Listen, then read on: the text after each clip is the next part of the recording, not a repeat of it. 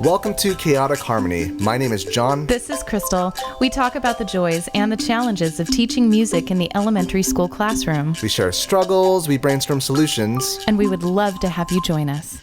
Hey listeners, happy summer. Happy summer. Woo. Woo. Hey. Popping in for a little surprise episode. I know. In between the seasons. Yeah. What is that? No one knows. Like a season and a half. Intermission. I like that. Okay. Intermission entertainment. Hey. So me and John are back. In the Pridmore studio. I haven't heard from you in a while. It's Crystal. Hi. How's it going? I'm still here. We are joined today by the fabulous catmaiwoo. Woo! Woo! How often does that happen? Constantly. As it should. And Joshua Block. Hello. Yay. So Arizona and New Mexico are in the house. So how are you guys dealing with the heat here? How are you guys okay? It's a little rough. I think we're doing okay. Yeah, it's like, we're putting on sweaters. I'm wearing a beanie, so who's knows? But like, what's the weather like in Arizona right now? It's going to be 117 tomorrow. I can't Yeah, it's approximately Satan's armpit. I was just there. But it's a dry heat. It's dry heat. Right. You walk outside and feel like you're standing in a hairdryer. I hope Mark doesn't mind me mentioning this, but I remember he always mentioned people always mention his dry heat because when he lived in California, it's like, people always mention it. And then he moved to Indiana and he's like, oh, okay, I get it. Yeah. I get it. Yep. It's a lot. So I get you. Yeah, humidity sucks. And do you know how hot it is over in Albuquerque? I think it's in the high 90s. I think it's going to be like 100 degrees this week. Okay. But again, it's a dry heat, and that's our excuse for everything. But it's dry, and so that's at least it's not a wet heat because ew. Yep. Yeah, moist. See, I wasn't gonna say that word. I said it. How many subscribers did we just? We just lose? lost 20. So, and then what was your reaction when you heard one of your students today talk about the sweltering? Yes, actually, one of them said, man, it is going to be sweltering today. That's how you know it's going to, that's when San Diego is really hot, is in July. And literally, Joshua and I just kind of looked at each other. Rolled our eyes. But that's not even hot. true, though. It's not hot until September. Hot? It's sweltering, though. But tomorrow's sweltering. We do get in the upper half 80s? of the 90s. No, it does get hot. It gets hot, but it doesn't come until September. We have a late hot situation. Well, Joshua and I have not even turned on the air conditioning in our Airbnb yet, and that says a lot. Yeah. Open the windows. Windows are open. That ocean breeze in. Welcome to our ocean breeze. And thank you for the weather report. Yes. Looks pretty good. Breezy with a chance of swelter. We should probably clarify that student was an adult. Yeah, not a child. Person. Joshua and Kat are here to teach levels 1 and 2 to the Chula Vista crowd. I just lied. Oh my gosh. OMG, it's okay. Oh, sorry. But next year. Okay. 1, 2, 3 is the goal. So level 1. Level 1 this year. All right. So level fun. Level fun. Yeah. Joshua movement. Movement and recorder. And Kat pedagogy. I'm basic. I'm super basic. Kat, this has been the most time I've spent with you. You're anything but basic, and I mean that in the best compliment ever. So. If I could, I'd have my pumpkin latte. Okay. But it's too hot. Apparently here, but you'll have it iced. Yeah. Oh yes, absolutely it's iced. And I need that a cable knits scarf situation going on. Okay. Now I know what to get you for your thank you gift. Joshua, let's start with you. Can you just refresh listeners on your journey with Orff Schulwerk? So I took my first level in 2004 and did my levels almost sequentially, skipped 1 year when they weren't offered in Arizona, and took a master class right after 2008, and then started shadowing with movement and basic. And after shadowing 3 years and kind of seeing how everything worked, started teaching movement. Did all 3 levels my first year, which was a whole lot. And then after a couple of years, got invited to teach in New Mexico also, along with my home course, Arizona State. And been teaching that pretty regularly for the most part. And then a couple years after that, started teaching in San Diego, which, for a Yeah. Phoenician is like heaven on earth. so- Yes. Okay, I was listening to episode 94 when you were here last. And when I was listening to it and you mentioned Phoenician, I did not know they call themselves. Oh yeah. From Phoenicians? Phoenix. Yes. I'm sorry. When I hear Phoenician, I think about the first alphabet and Mesopotamia. It's like Phoenician. That's because you're a nerd. I know. Honestly, I was there with you. He said Phoenician, and I was like, wow. That's the answer. That's a fancy term. We invented an alphabet too, but the only letters are H, O, and T. Yeah, that's true. Accurate. And you're wearing your Cholula Vista shirt Yes. from 2017 levels. With the xylophone instead of the tortillas. So. Gotta love that with the Cholula lady. Only minor copyright infringement was committed in the making of Or that shirt. you could sponsor us. Keep saying it. This is an option. Okay. So Kat, can you tell us a little bit about who you are, where you teach, and what your journey with Orff has been? Catmaiwoo. Hi. Woo. Yeah, that's me. From Albuquerque, New Mexico, and I took my first level in 2011, and fell in love with the Orff approach, and it was in Albuquerque, and my recorder teacher in Albuquerque became my boss in Albuquerque, so they hired me there, and because of the Orff Levels. Finished out my Orff Levels, and then just went to conference all the time. Eventually, I went to the Orff Institute. Oh. And in 2023 Fancy. on a Cape Mun scholarship from AOSA. Phoenicia. Woohoo. Sorry, I just had to. Okay. Sorry, continue. My bad. You tried. I tried. I missed. Pretty bad.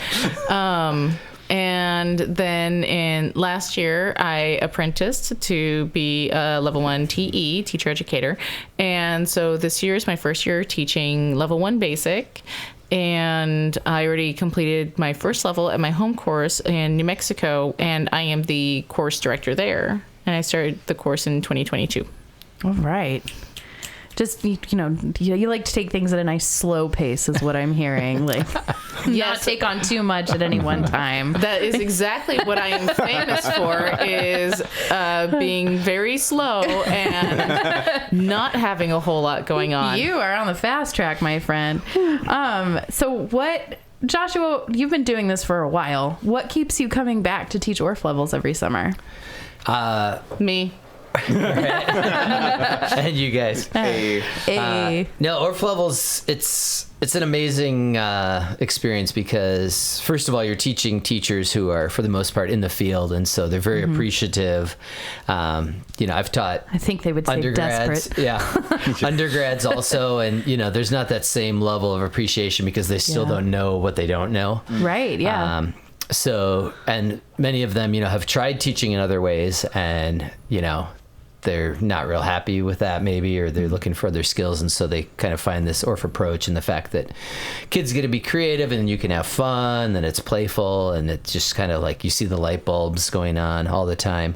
And it's also fun being with other creative people because you get so many ideas, not only from the other teacher educators that you work with, but also the students in the class, just like you do from your students at school. But these are people that, have music education and teaching experience. And so it's just it's a great time. It's such a powerful bonding experience. Oh yeah. Yeah. I always tell people, like, whenever I'm talking about levels, like, hey, yes, you're going to learn stuff, but also you're going to bond with your people. Yeah. I still remember 2017, like when we were doing levels together, like it wasn't just the learning, it was, we all came out of it like, we can do some cool stuff.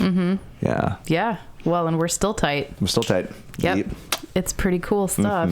What have you enjoyed about your first summer teaching levels?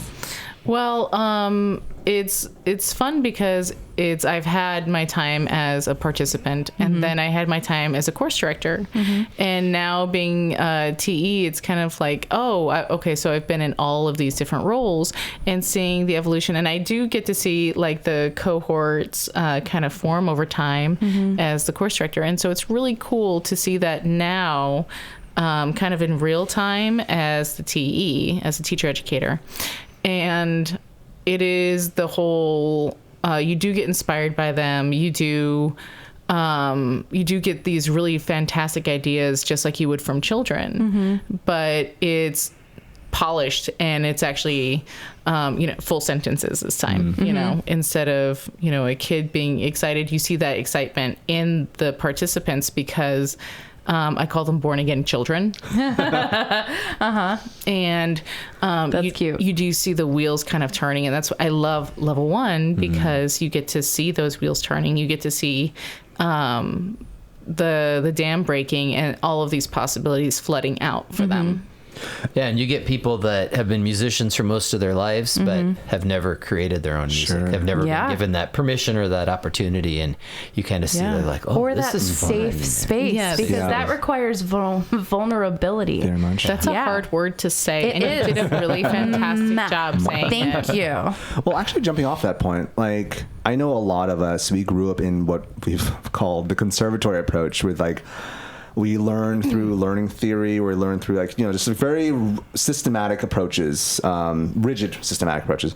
And when you're teaching these students, these adult students, like, how do you help them unlearn like the ways they were taught so that they can understand or identify with the Orff process? Just have to go through play and give them, prompts. I mean, the fact that there's not printed music in front of them sometimes terrifies them, but is also, a brand new experience where, there's nothing on the page in front of them, so it's got to come from within. I find that helps. Absolutely. Playing around with notation too is really important, and it's really key because children don't learn by looking at dots on a page. And when you shift that mindset, I think day 1 is really hard because they come in and they're nervous. They don't know what to expect. And they're expecting sheet music to be put in front of them, and they're expecting to sing off of the sheet music. And it's like no, you're going to experience this. And just like a child would. And that conservatory approach of sight before sound is really difficult because you go through your entire formal education of having to do exactly as written on the page. This is where crescendo happens. This is, make sure that you play the E and not a D. Don't do that. That's bad. And so being told, okay, so now we're going to mess with it is a very novel thing in their heads, and it takes time for them to wrap around it. And after a few days, then they start really falling in love with it and being like, ooh, okay, so I don't have to do as it was completely written on the page. And the whole idea of giving them liberty and them taking that ownership and saying, oh, okay, so we can do this. It's okay. And it's giving them permission to break those rules of what's printed. And, we don't do that as musicians enough. Yeah. We don't do it as adults. Yeah. We don't play enough. We've had it knocked out of us. The nice thing about being a movement teacher is most people that take Orff Levels do not have any sort of formal movement training. Sure. Yeah. So with they're sometimes they're terrified, but they don't have these preconceived notions. So sometimes, that can be the way that they're like, oh, they start creating in movement, and then they realize, oh, okay, we can do this recorder. We can do this on the xylophones. We can do this with our voice. Yeah. That's cool. So like for you, like, sometimes movement can be the bridge. Yeah. Fascinating. Huh. I like it. Literally. And figuratively. For those listeners who might not be familiar, what is the difference between Orff Level 1 and Orff Level 2? Well, one of them starts with the letter ends with the number 1, and the other one ends with the number 2. You tried to be a butt just then, and it didn't work. What kind of things do people learn in 1 and 2? One's based on the pentatonic scale, so you've got these gaps in the scale. It's also many people's first foray, sometimes into recorder, often into movement. So you're kind of setting these fundamental, skills, and also introducing them to the whole process of how do you get kids to create something that didn't exist before without doing it for them. Sure. So it's a very much, an introductory. It can be completely eye-opening, life-changing. then when you get to level 2, then we start with modes, which can terrify some people, but is such a wonderful. For those of us with theory trauma, yes. Right, but it's such a That is wonderful. a thing. Uh-huh. Oh, that is a huge thing. It is absolutely a thing. Okay. But when you Yes. teach them modes in a way that is like, oh, okay, I understand. We're actually working with the modes, playing with them, Right. figuring out what makes each mode unique, what kind of sound it has, which you never talk about in in college theory. It's always, here's the steps, Yeah. This one is, whole step, half step, this one's got the half step here. And it's like, well, that doesn't do anything for me. What does it sound like? I want to take a second to clarify that it doesn't have to do with the age of the children you're teaching, because that is a misconception I've come up against over the last few years, is people think like, oh, I, air quote, only teach elementary students. I don't teach middle and high school, so I just need the basic stuff. Why would an elementary teacher need to take all 3 levels? Well, you've got, you're deepening your own knowledge of Orff.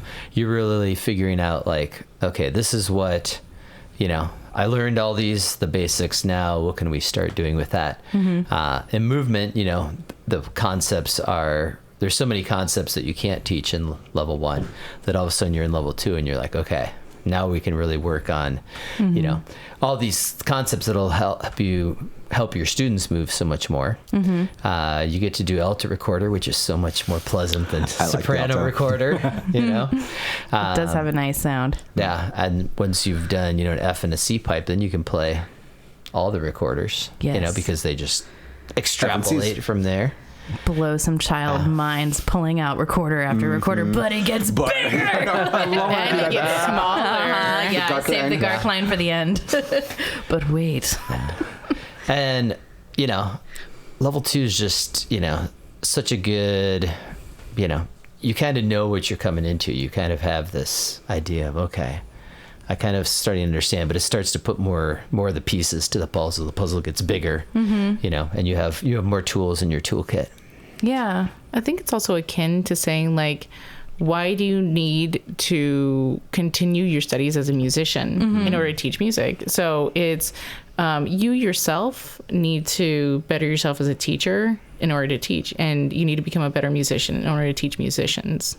So it's learning how to be a better musician in this different approach.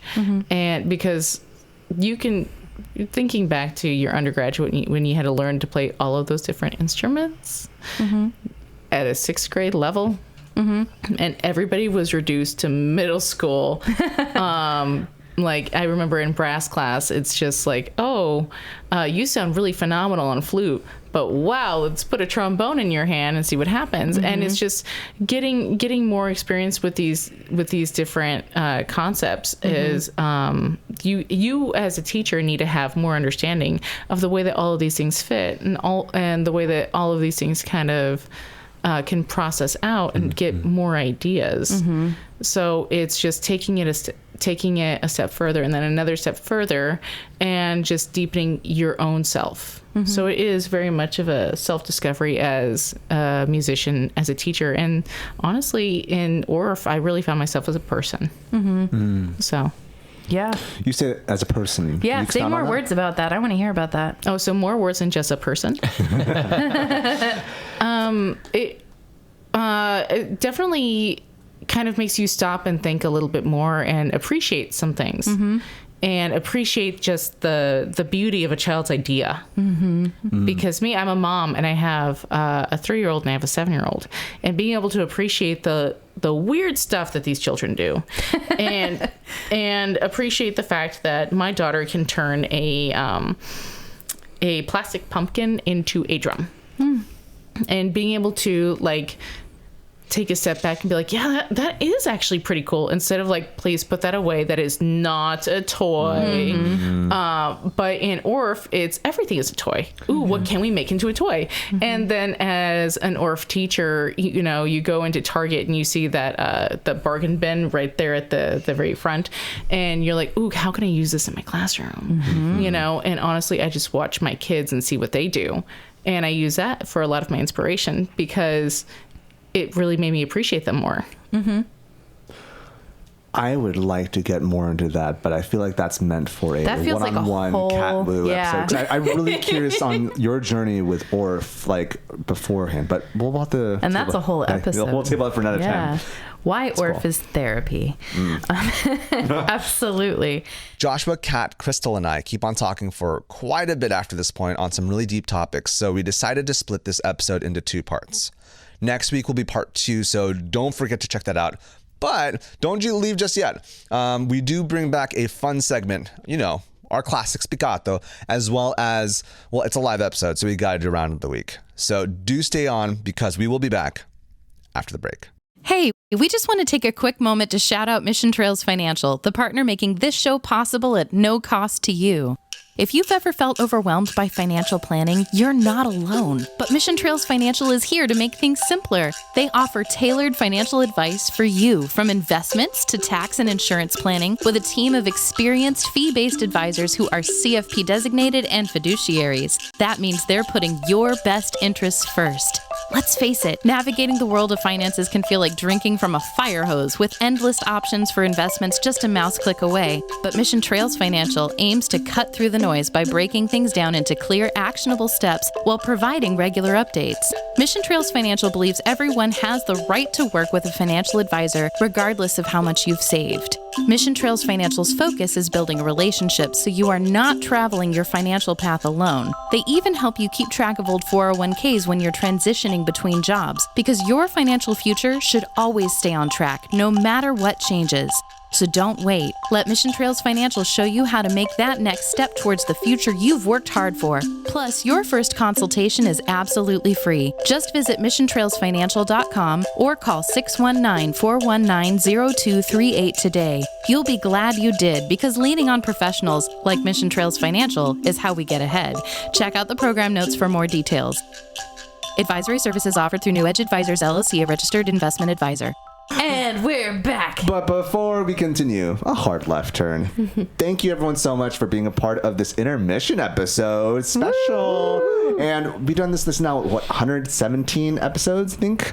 You would know better than me. I would, but alas, my phone. But if you want to make sure this thing keeps on going, because 7 seasons is awesome, but 14 is even better. Convince LaCroix to sponsor us. Convince LaCroix to sponsor us. But if you can't convince LaCroix, there are free ways to do it. You can go on to youtube.com/@CHClass-classroom.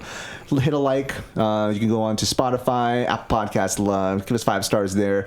Or if you have a buck to toss our way, you can go to patreon.com/CHClassroom. We have merch and different ideas there. But if you can't, it's totally fine. There are other ways to do it. But, in general, please make sure you support the things you love, because it's hard out there sometimes. Yeah. It'd be hard. But thank you all. Thank you all so much. That all said.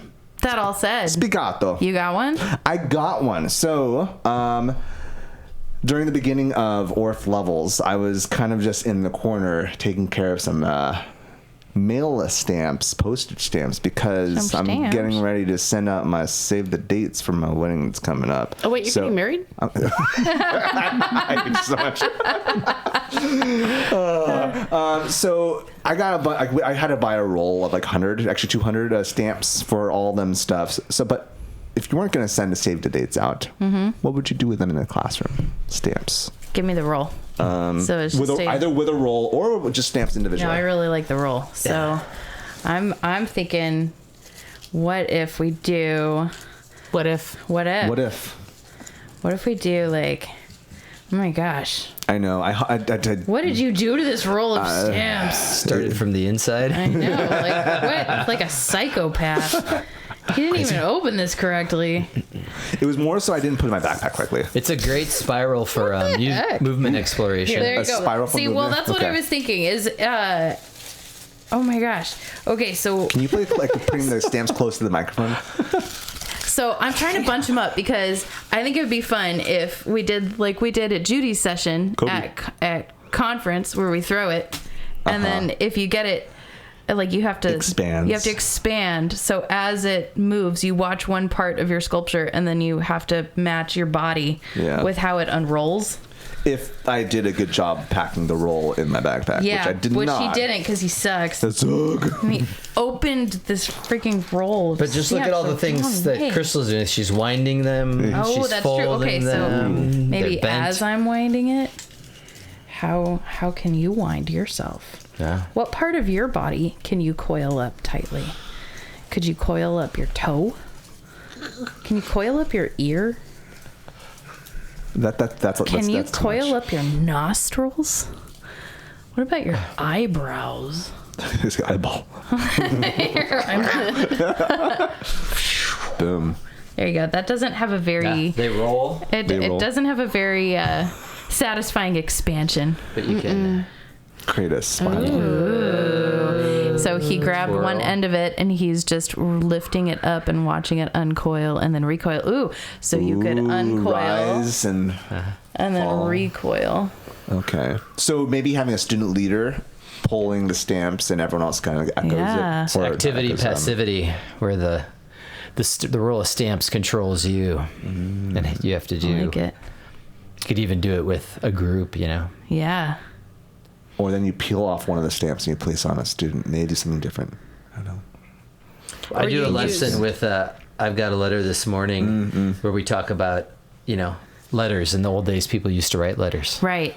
Got it? Yeah. You know what's really funny? When I mention I'm writing a letter, like I usually mean I'm writing an email. Mm-hmm. But when I say that in front of my students, I wrote a letter to your teacher about something that's coming up. So you wrote a letter? No, email, electronic mail. Yeah.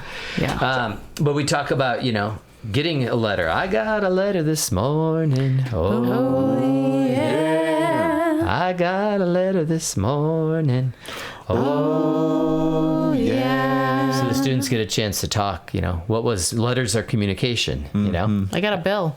Yeah. Ew. That's I know. my parents still send my sons postcards when they go to national parks and different things. Cool. Oh, my That's sister it. sends me them too. Yeah.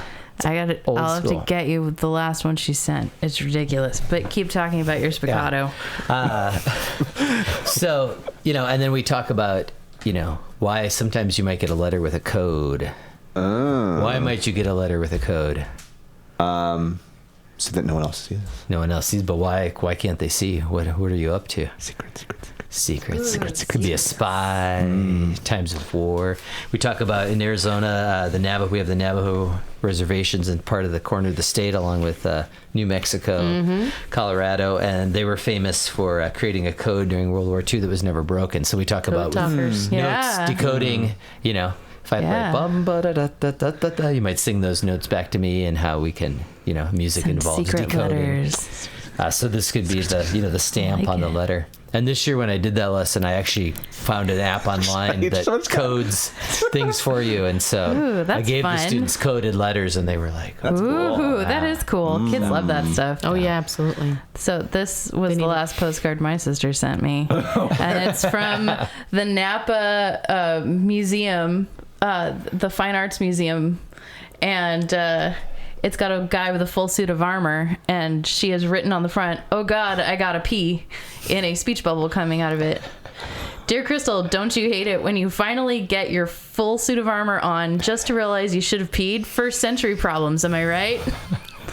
So, and that had a stamp on it. I mean, that's actually, what is it, Shepard? One of the guys that went up to space. He peed into his suit because he drank too much coffee that morning. That's why they have diapers, because of that. So, yeah, but he was one of the first to That's go a up. nice gross out story. Kids Yeah. love that. I got I love that. We were trying to explain mail call to my children before camp. They don't have it anymore because everybody just texts each other now. How sad is that? Mail call was like the best part of the day. But wouldn't young children now feel like texting is really cool? And then when they get older, they're going to have something going on. They're like, remember texting? I mean, yeah, it's true. Remember It's true. texting? We did It's been texting. different. You think it'll be like AIM? Rest in peace, AIM. Rest in peace. Man, I miss that so much. AOL Instant Messenger for anybody who is under a certain age. Yeah, Or they can over a Google, certain it's age. fine. Yeah, right. There's that sweet spot. Those are the long days. Looking at the flag, this is the flag on the Flag. stamps. You could use that as a score. You know, Oh, yeah. What is this blue part with the little dots? What does that sound like? What are these long lines? What is the red line? What's the white line? So you could make, an American flag piece of music. And you holding up just one by itself reminded me of this drama exercise that we did where we had multiple objects and you had to give one object all the power. So how would you position that one stamp and the roll of stamps and this trash to put one of those objects in power? Right. It's really interesting. We did it with water bottles and chairs, but you could do it with anything. On top, or I could You could put it on top. pull it along. What would you do, Kat? It's really fun to get the kids arguing about power dynamics. That's a good topic. It is a good topic. It feels like in order to show that sort of leadership, because you're saying Power, yes. is a different sort of leadership than the one that I'm comfortable with. So it feels like power needs to be in a visually higher position There you go. than anything else. And plus, the American flag should not be touching the ground. It shouldn't. It's true. So Hardest part of 4th of July is all those kids with their little flags. Yeah. The best. Get it off the ground. Since they're adhesive, you could use that as a movement exploration where how can you stick to someone? How can you peel off? What is that? We're talking power dynamics. You know, how do we stick together? I don't know. I like I think there's something there. What would you do, listeners? How would you use a roll of stamps that cost $76 for 100? I was, when you guys were rolling it up and moving, I was like, that's a lot of Yeah. that's a lot of That's cash. I mean, you Valuable there. can get it elsewhere in It's bulk, true. but I like to support the USPS. Ah. So sponsor us. All right. Round of the week. So I'm astonished we have not done the song yet. This was a song that we learned during level 1 with Joshua. Was it Joshua or Dave? Was it you? Dave. Dave? Yeah, okay. Yeah, and we learned this, and we did a lot of our level 1 songs in the first season, but lo and behold, this was just skipped. So Probably because it's in a different language. So, Joshua, you led us today on the song. Yeah, so this is a good Scottish song. Probably not Scottish at all, except It's spirit. Scottish. yeah, There you go. it's Scottish. So if you imagine the bagpipes and they get that wah of their drones, so it goes like this. Wau Saw the 42nd, Wau Saw them gain no wah. Wau Saw the 42nd marching through the bramble raw. Zoom to them had boots and stockings, zoom to them had nane at all. Zoom to them had boots and stockings marching through the bramble raw. So the translation, of course, is we all saw the 42nd Regiment of the Scottish Army. We all saw them going to war. We all saw the 42nd marching through the Bramble Raw. He's really struggling not to put an accent to this as he's I know. explaining. The Bramble Raw, the bushes with the thorns here in San Diego might be the chaparral. Arizona, it might be, we've got all sorts of prickly cactus and things. We have goat heads. Goat heads. Goat heads. We get those in the fall. They're the worst. Yeah. What are those birds? And Those are the yucca. ones that you step on and they poke your heel and make you hate They your stick life. to your. Are they the birds? No, Okay. yeah, the burrs. They're- Yeah, they're the ones that you step on and you start questioning your life choices leading you to that moment. Yeah. Yeah. And then, of course, Zoom. Some of them had boots and stockings. Some of them Had none at all. Some of them had boots and stockings marching through the Bramble Raw. They must have been very tough. They Mudcat.org wants you to sing Boots and Stockings Nana Ta and then Tartan Ploddies. tartan plaidies would be their plaids. Zoom-a-dum, Their tartan kilts. Ploddies marching through the Bramble Raw. See, your accent is fantastic. That's because it's in my blood. Okay, see, mine, I sound like an angry pirate. Do it. It's all No. right. Your accent's better when you speak Spanish, so it's all good. Shall we? Shall we? Yes. Shall we? We all saw the 42nd, Wau Saw them gain a wall. Wau Saw the 42nd marching through the bramble raw. Zoom a dem had boots and stockings, zoom a dem had name at all. Zoom a dem had boots and stockings marching through the bramble raw. And then You gotta we have tell to say, jokes. these guys are tough. How tough are they? They're so tough that they go to the petting zoo every single day. Well, that's not very tough. A petting zoo of porcupines. Oh, that's tough. We all saw the 42nd, we all saw them gain a water, we all saw the 42nd marching through the bramble raw. Zoom a dem and boots and stockings, zoom a dem and name and top, zoom a dem and boots and stockings marching through the bramble raw. Boots and stockings marching through the bramble raw. I messed up my entrance. We'll do it again. These guys are tough. How tough are they? They're so tough that they love to jump in the ball pit. Oh, That's very tough. A ball pit of bowling balls. Oh, that's tough. We all saw the 42nd, we all saw them gain a wall. We all saw the 42nd marching second, bramble raw. Zoom a dem a boots and stockings, zoom a dem a name and top, zoom a dem a boots and stockings marching through the bramble raw. Marching through the bramble raw. These guys are tough. How tough are they? They're so tough. They iron their shirts every day. Oh, That's not tough. While they're wearing them. Oh, That's tough. How long are we going to keep going? The jokes. They could never end. No. And I like how, like, yeah, you need to then gab the kids, then go forth and prosper. See, since I have like 70% Irish blood and the rest of it, 70% Irish and then the other part is Scottish, I feel like I can give my kids permission to sing this in a Scottish accent. So lean into it, children. that's a lot of ish. Lean in. Awesome. Thank you for sharing these songs. Kat, Joshua, and thank you for being part of this podcast. If people want to reach out to you because they thought you had such great ideas to share, what's the best way they can reach out to you? Start with you, Kat. Morse code. Morse code. My email address is my name. It's catmaiwoo, catmaiwoo @gmail.com. Cool. And Joshua. You can email me, jblock.aosa@gmail.com. You can also talk to them when you join Levels at San Diego next year. Yeah. Heads up. So, Get down here. Get down here. And you can find me at Mr. Seligman, MrSeligman, on a lot of the socials, or you can just send me an email, jonathan.s.seligman@gmail.com. Wait, That's an how do you option. spell that again? MrSeligman. Mr. Seligman. And you can find me at crystalpridmore.com. And also you can find us at CH Classroom, or better yet, email us at chaoticharmonyclassroom@gmail.com. If you have someone you'd like to come on board and chat with us, or if you want to chat with us, feel free to drop us a little email and we'd love to get back to you.